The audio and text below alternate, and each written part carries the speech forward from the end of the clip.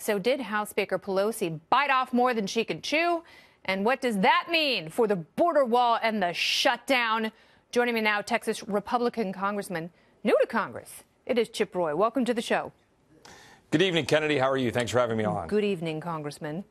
So let's talk a little bit about Nancy Pelosi, because obviously she really wants to make her mark in this second speakership of hers.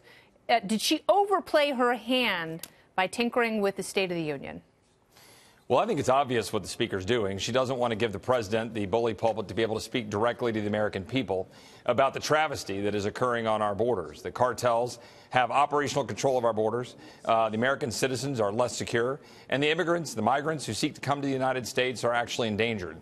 In my own district in Texas 21 in San Antonio, Jared Vargas, an American citizen, was murdered last July unnecessarily by an illegal immigrant. His mom, Lori, his aunt, Kristen, his twin brother, his sister are now without their wonderful family member because we refuse to do our basic duty as a sovereign nation to secure our border. And Nancy Pelosi knows the American people are tired of it. And they're tired of seeing women, little girls, getting sold into the sex trafficking trade. And that's what's happening because we put our head in the sands, both sides of the aisle, frankly, refusing to secure our border. And the president is winning that message, and Nancy Pelosi wants to avoid it. Let me ask you this, because I think there is something to the idea that there is so much chaos and porousness and uncertainty at the border, both physical and political, that it is in some ways a magnet.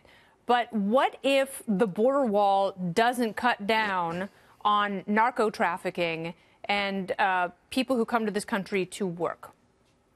Well, I mean, I'm glad you asked that question. I spent some time with the Border Patrol, and I'm glad they endorsed my candidacy last year.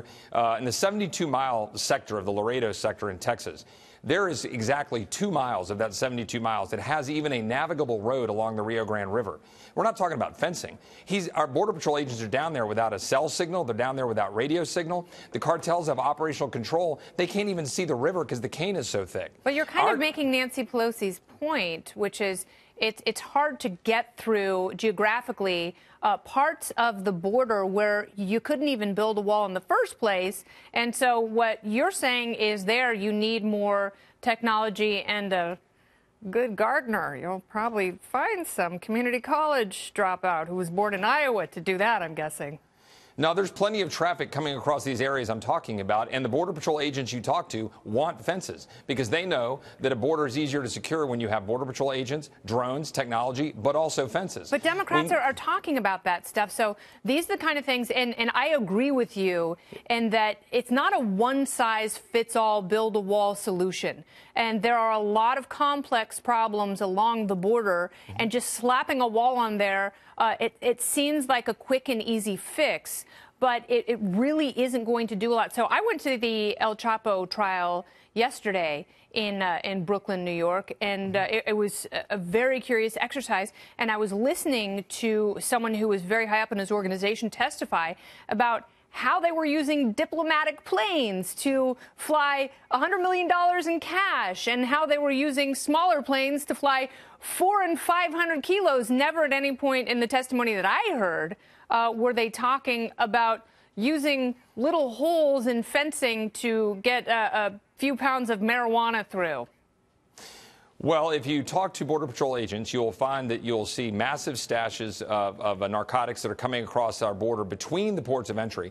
But this bill also, by the way, provides $600 million for intervention at points of entry. It includes $800 million of humanitarian relief, more beds, more immigration judges, all of which is necessary, including on top of the technology. All of this stuff you're talking about, I think there's an absolute need for it. And I think part of the humanitarian crisis is legislatively forced.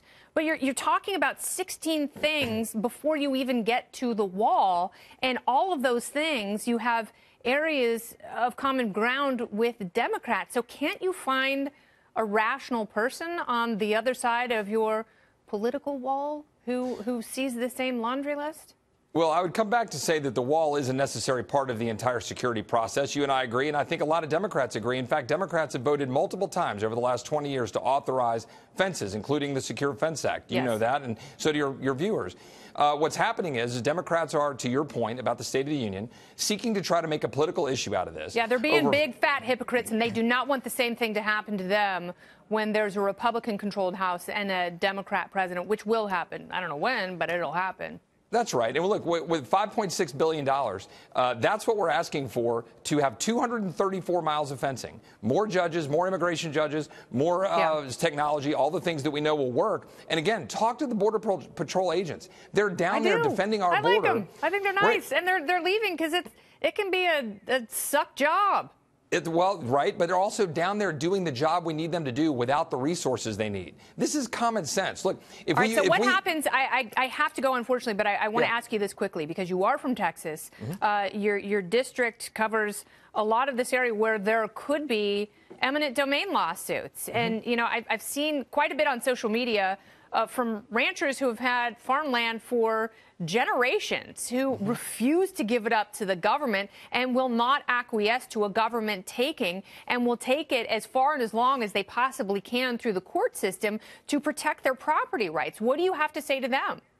What I have to say is that there are a lot of ranchers who think that we do need border security and that we do need fencing and walls. And so start in Brownsville, work up the border. When you get to a rancher who doesn't want it, you know what? Leave a space, let him have cattle get to the water, put up cameras, put up a guard, move to the next ranch, move up to, Laredo, move all the way to El Paso. Let's stop having excuses. Let's get the 234 miles of fencing built where it needs to be built. Let's get the stuff in place necessary to take operational control of our border so little girls don't get sold into the sex trade, and so that we have the ability to secure American citizens. This is common sense. I'm tired of excuses, and so are the American people. All right, Chip Roy, thank you very much, Congressman. Thanks, Kennedy.